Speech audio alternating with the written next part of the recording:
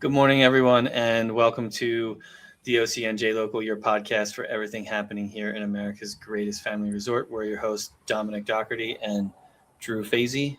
Like that. And we are your local guys. Drew, you're down the bottom here because you came in late today. Normally, you're here waiting for me, but you were late today, so I don't know if my finger worked out, but we'll have to see. In post here. You continue your role, Dom. It's tough. It's tough. So, joining us today is City Council Vice President and one of the three candidates for mayor, Pete Madden. Pete, thanks for taking the time to join us today. What's up, guys? Thanks for having me on again. Yes, and we were recording this in the morning. That's why I said good morning. If you watch in the afternoon, good afternoon, and in the evening, good evening. So there we go.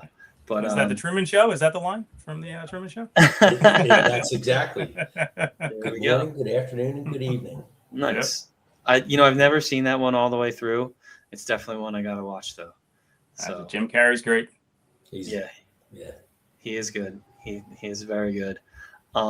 So, Pete, great debate last week. All three candidates did a great job. The Tabernacle was an amazing host. Agreed. From a technical standpoint and, kind of being the behind the scenes guy with some of the live streams we do and all that stuff, their system was second to none for sure. So shout out to Tom, who I saw surfing this morning, and Lee and the rest of the staff there for putting on a great event. And, good job for, I think it's Fiedler Press for putting on a good show, having some good moderators and some good questions. Yeah, it was well done for sure. Definitely. Not gonna lie, we would like to be there next time. So but you got to give credit where credit's due. Maybe you got to be first to market. Maybe we host the council because they normally, if I remember correctly, there are two debates back to back. It used to be at the Ocean City High School, and it was moderated by David Nahan. I don't know why that didn't occur this year. Well, I talked to David about that. The OCNJ Daily just got out first, had a big following for it, and he didn't feel like it was necessary to have two, just for the sake of having two. Makes sense. But it would have been nice to have a council debate. Yes. Yeah. Yep. Well, where are you coming up with this idea here in the 11th hour, Drew? Where was this idea in April? I mentioned it to you 6 months ago. You just don't remember. That's probably true. I will definitely take full credit that I did not remember that at all. But Pete, we know you're busy. We're in the last week, 10 days here of the campaign. Lots of stuff going on. The questions in the debate were good. They sounded kind of similar to me personally. I don't know where they might have heard them or where you might have answered them before, but there's definitely still some questions out there to be answered, and some questions I think that people in town still have. So, we're gonna bring them to you. We're gonna ask you some of these questions that these guys got. So yeah, and Dom, you put it out on social media to the public again to get some questions, and some of them are pretty pointed. Yeah, we got some pretty good feedback there. So thank you to everyone that responded. So I appreciate you not going easy on me. Well, it's been a very contested election. It's very different than anyone I remember in my time living here.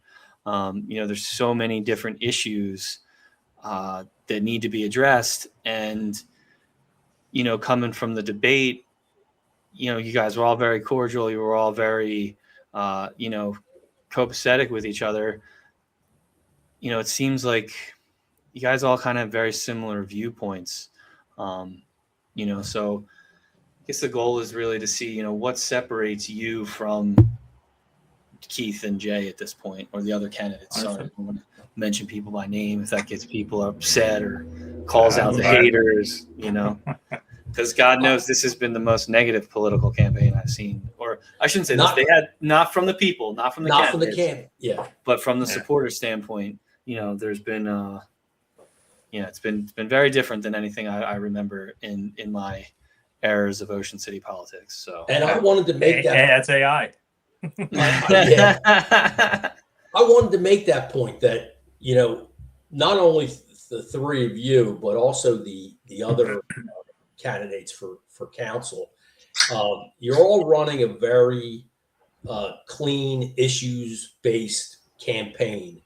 And not only do I appreciate that, but I've said this many times, Ocean City voters, people who live here in the community that actually can vote, do not like negative campaigns. Agreed. You know, we've seen this election cycle after election cycle after election cycle. If a candidate goes negative, they're unsuccessful in Ocean City. I think people are more concerned with what each candidate brings with their own value, not what somebody else doesn't bring, if that makes sense. Yeah, 100%, 100%. So, you know, I think one of the questions, you know, one of the big proponents, or one of your opponents, I should say, is promising change. The other is promising stability. What's one specific thing where you stand alone between the two of them? Well, I think that I've been proud to work with the administration over the 12 years that I've been on council, and maintaining really good foundation for what the city has. You've talked about the flood mitigation, the police station that we're doing, the sand that we're bringing into the beach. But when you look at it, maintenance it's not enough. So we need a leader who can really take a strong foundation and build a clear vision for the future. So what I'd like to do is make the town more resilient, a year-round community with expanded tourism options, with revenue opportunities that we bring into town, and we don't put it on the taxpayer.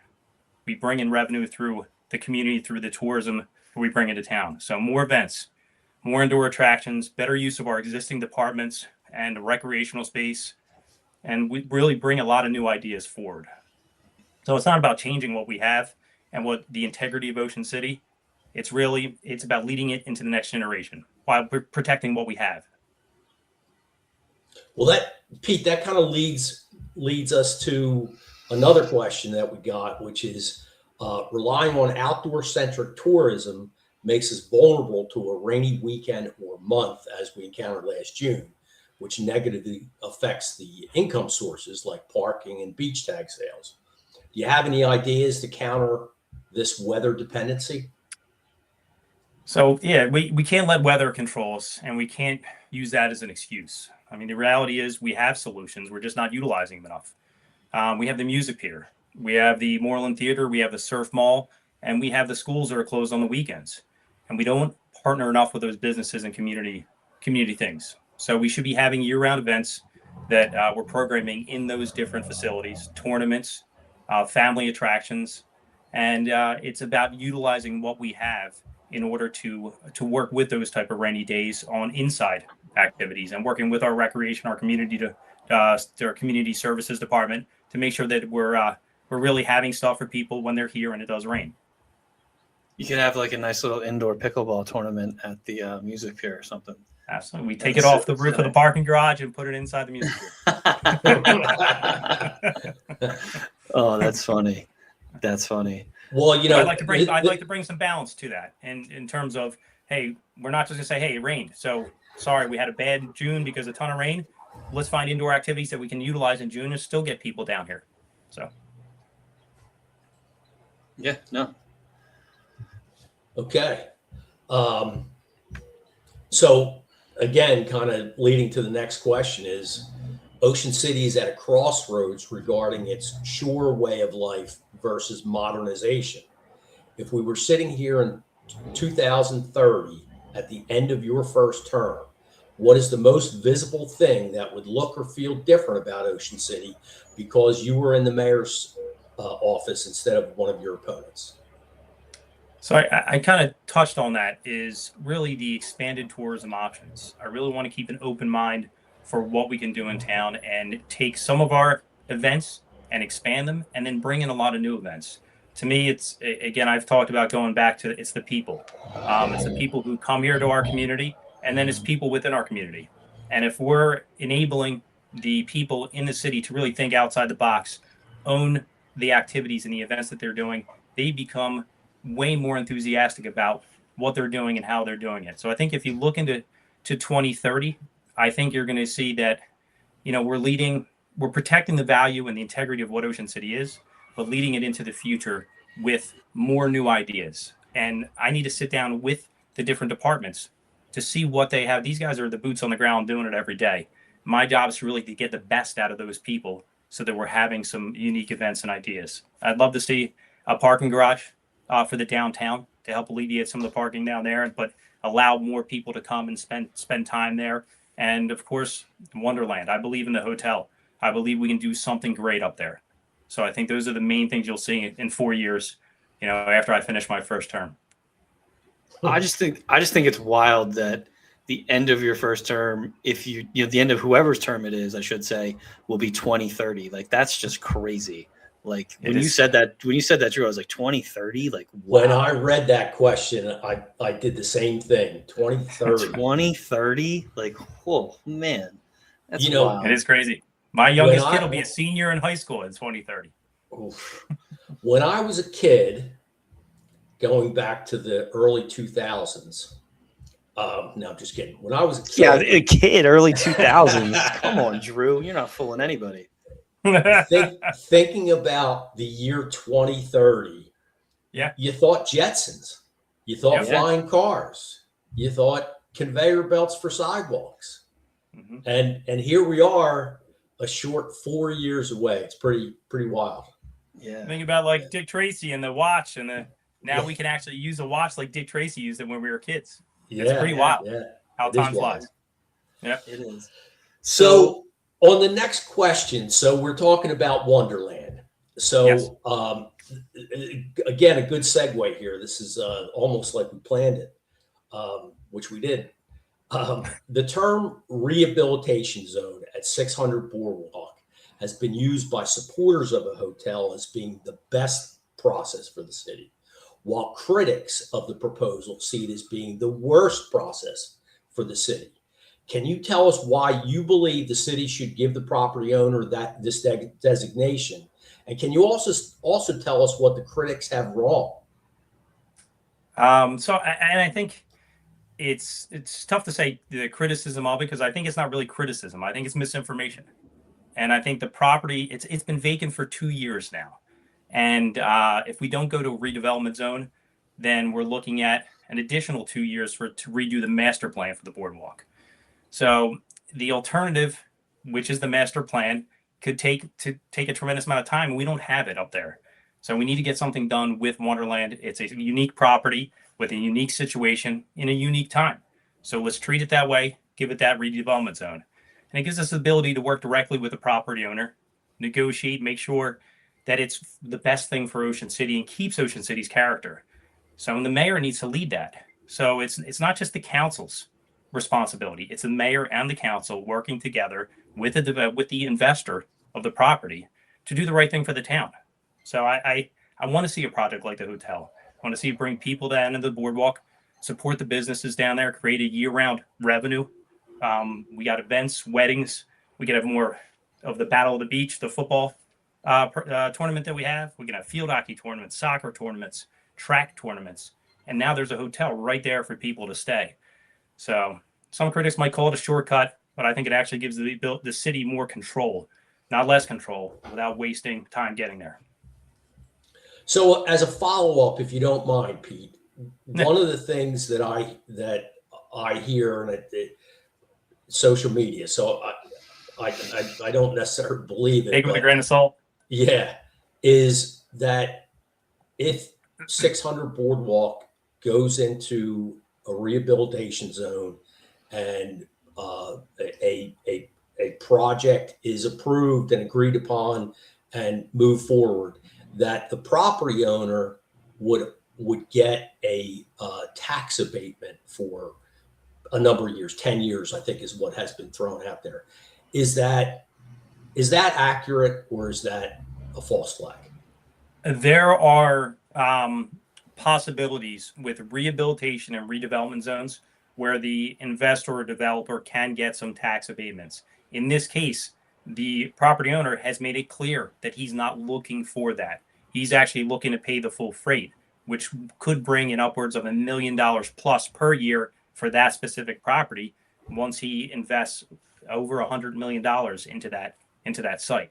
So I think it's a great tax revenue source for the city. So that's just one of those things that people that are opposed to the hotel project are throwing out there in order to turn public sentiment against that project.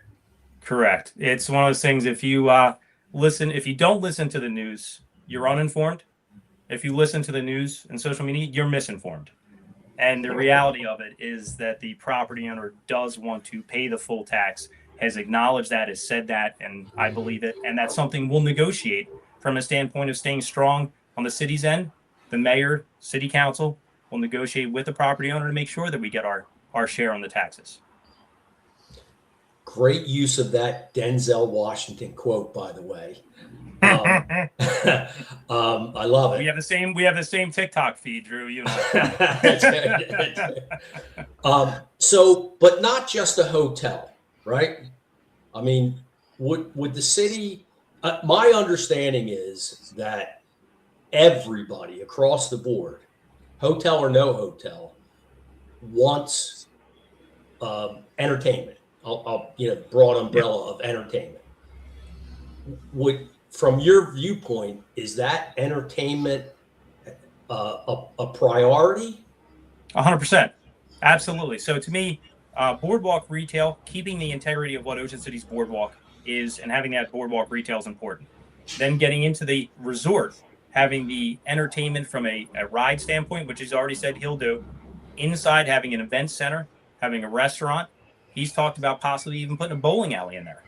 So there's all kinds of options. We need to get to the table to talk to him and to negotiate with him to make sure that we can see those options to reality and to get in there. It'd be nice for America's greatest family resort to have a first-class resort in our town. So you would, are you saying that you if you become mayor and city council would make that a condition of whatever size hotel we'll go in? Absolutely. It's, to me, there's multiple components to this resort. And again, it's the retail, it's the entertainment, it's the hotel piece of it.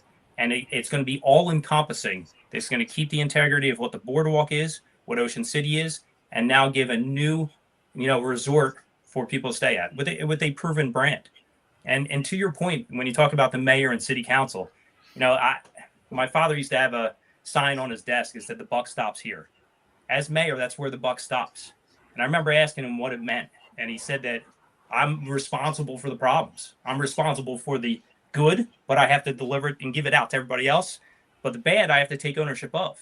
So to me, as mayor, the buck stops with me. I have to work with city council and work with the developer. I have to help direct and lead. And it's all part of the process, which I'm looking forward to. That's good to hear. But again, one of those things that's been put out there that, it's going to be a hotel and that won't be a draw to that end of the boardwalk. So, me personally, and I think most people, if not all people, really want that entertainment aspect to that property. Yeah, for sure. And I mentioned at the debate, I said success leaves clues. And I think Congress Hall is a great example of that. Congress Hall is a thriving year-round resort event space for people to come to.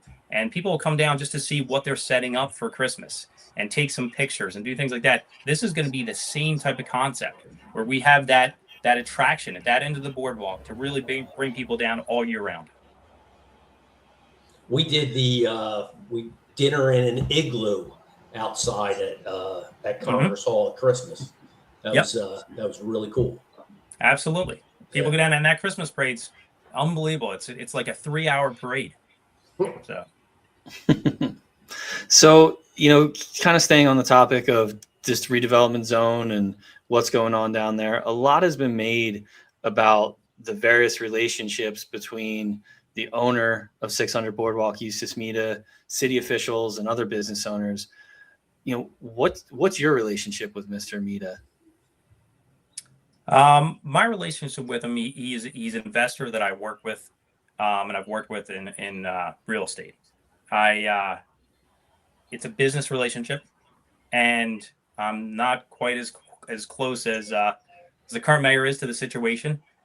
So maybe it's easier for me to be able to, confidently say the mayor and council will be negotiating with him. But I do have a relationship with him from a business standpoint, and I look forward to working with him. The dealings I've had with him have been all very good in real estate, and again, I expect nothing less with the hotel. Awesome. Interesting. Because there's definitely a lot of stuff out there that says otherwise. So I appreciate you taking the time to clarify that and answering that tough question.